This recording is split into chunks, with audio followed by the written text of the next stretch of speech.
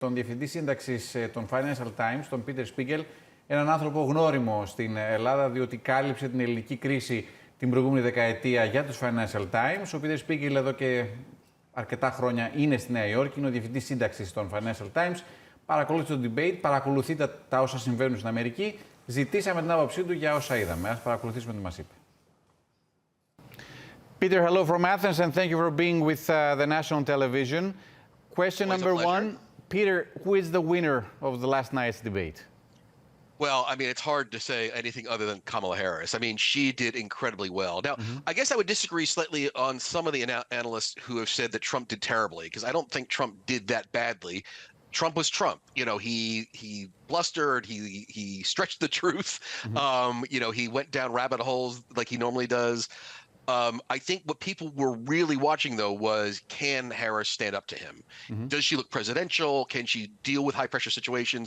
And I think on all those, that entire list, she checked all the boxes. And I think it's really critical because although those of us who followed American politics very closely for the last 4 years, and even before that, when she was in the Senate, know Harris very well, most of the American people still do not know who she is. They obviously know she was the vice president, but they don't know her as a character, as a politician. And so this was a major step towards introducing herself to the American people, and particularly those, I must say, older male voters who are, I would say, more skeptical of voting for women. And this is what happened to Hillary Clinton, remember, in 2016. They said to the pollsters they would vote for her, and then they didn't on election day. And I think her ability to stand toe-to-toe with Trump, put the fight to him, and look presidential, I think was really, really key for her. So I think she had a very good night. So you think that last night's debate is going to affect the numbers in the polls?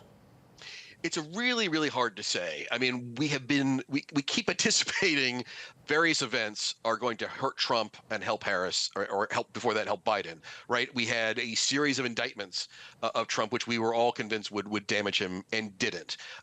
We were convinced that the Democratic convention in Chicago, which I attended, was incredibly well orchestrated, and it really came off very well. That didn't really move the numbers that much. So we'll have to see.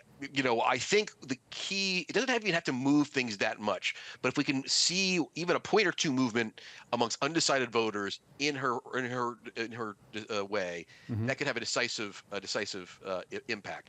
But I'm going to hold my judgment on that one, to be honest with you, because I think I have been predicting poll gains for Harris for the last basically month or so, and we really haven't seen a huge amount of movement. We've seen a big uptick when she took over from Biden, but it's been kind of flat since then. So I'm not going to predict a big difference just yet. And where do we go from now on? I mean, how do you think this race will evolve, and what are the issues that will play a decisive role on election night?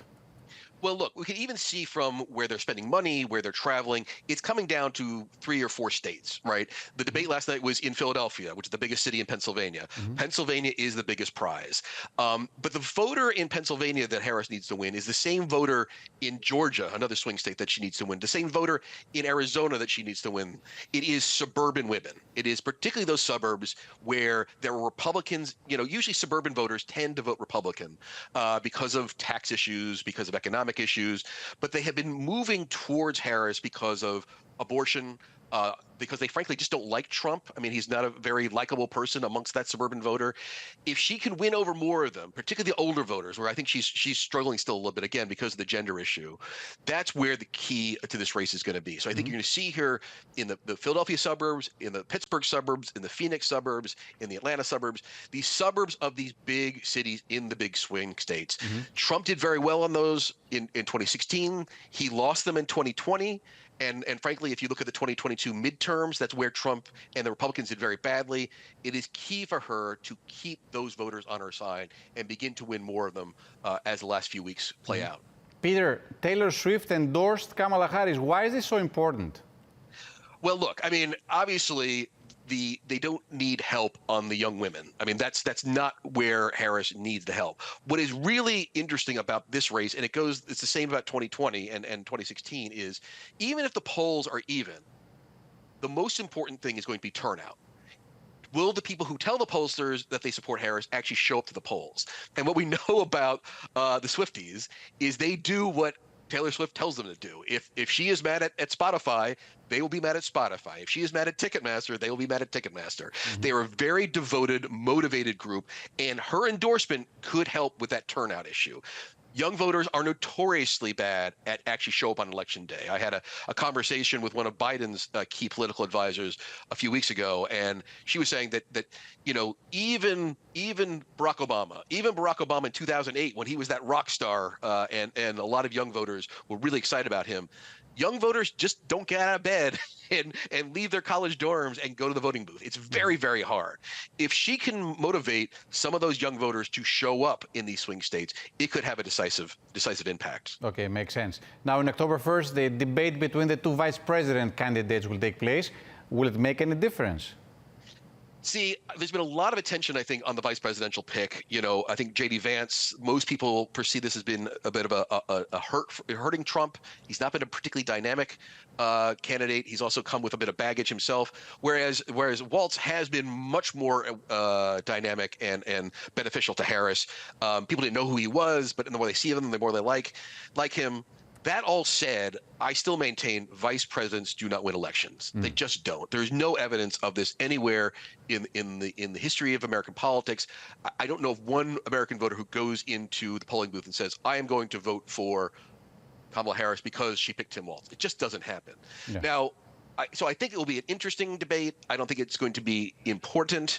The one thing I will say about the Walz selection, which I am a bit skeptical about, is he's clearly emerged as a very positive surrogate, for lack of a better word, on the campaign trail. He's very good at dealing with reporters. You saw him last night after the debate, going on camera, was very dynamic and very colorful. The one thing a vice presidential candidate can do, though, is bring his own home state into the win column.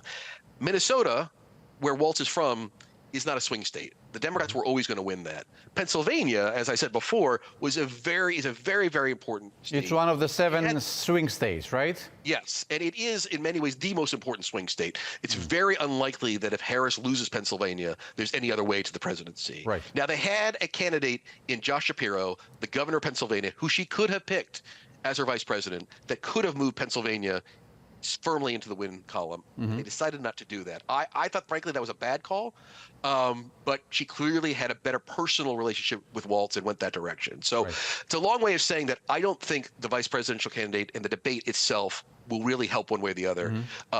It'll be fun to watch, and we will be covering it very closely, but I don't think that is going to be decisive when we talk about what's going to happen in November. Right.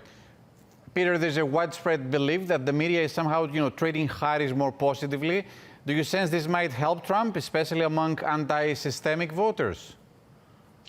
Boy, it's a tough one. It's a tough one. I mean, I think there's been a lot of criticism of ABC News, the broadcaster last night who hosted the debate. They feel that the moderators were tougher on Trump than they were on Harris. I must say, watching it myself, I thought there were some elements where they did go after Trump, ask him questions repeatedly on things that were very sensitive to him. They didn't do that to Harris, so I think there's some argument that they're right on that. But I think on this debate, this has been a debate that's going on for 8 years now. The liberal media is out to help Democrats. Frankly, you get the same argument from the left. The media likes Trump because he's good for ratings, and so they gave him a pass on some of the more crazy things he said. It's a classic thing that I suspect you get in Greece as well, which is if both sides are criticizing you, you're probably doing okay. And I just don't think bashing the media is going to move votes. I think people who believe the media is unfair to Trump are already in the Trump camp. I think people who feel that the criticisms are fair are already in the Harris camp. I don't think those swing voters that they need to win over are really going to be swayed by that argument. Finally, Peter, do you sense that this election in November is going to be the most important election for America in the 21st century? Boy, I think that's going a little bit too far. I mean, I think probably 2020 was in many ways more important. The 4 years of Trump, particularly in the middle of the pandemic, I think was probably more important to change the direction of the country. Having Biden come in and I think put in a pretty competent team to deal with the pandemic was probably a more important issue 4 years ago. But it's not unimportant. I don't want to undersell it. I mean, clearly, particularly for Europe, particularly for the Eastern Mediterranean, I would say there's a huge difference between Harris and Trump on U.S. foreign policy. Its approach to Turkey, for instance. I mean, Trump has always been seen as a pro-Erdogan president, whereas as Biden in particular has been much more on the side of Greece and some of the disputes over the islands and whatnot. So I think we'll have a very, very significant impact on transatlantic relations with NATO. And for that reason, it is important. What it is the most important, I'm a bit skeptical. I would say 2020 is probably more important, but it is a key fork in the road, for lack of a better word, for American policy. Peter, thank you very much for being with the National Television of Greece.